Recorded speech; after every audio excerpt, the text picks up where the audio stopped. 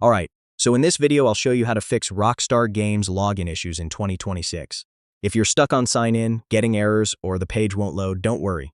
We'll fix it step by step. Yeah, so let's get started. First, check your internet connection. A weak or unstable connection is one of the most common reasons login fails, so make sure your Wi-Fi or data is working properly.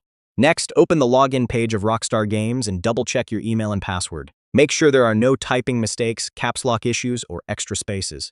If it still doesn't work, click on Forgot Password and reset your password using your email. Sometimes a simple reset fixes the login problem instantly. Now clear your browser cache and cookies if you are logging in from a browser. Old data can sometimes block the login page from loading correctly. If you're using the Rockstar Games Launcher, close it completely and restart it as administrator.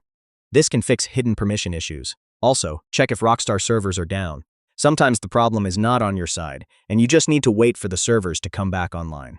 You should also disable VPNs or proxies if you are using any, because they can interfere with login verification.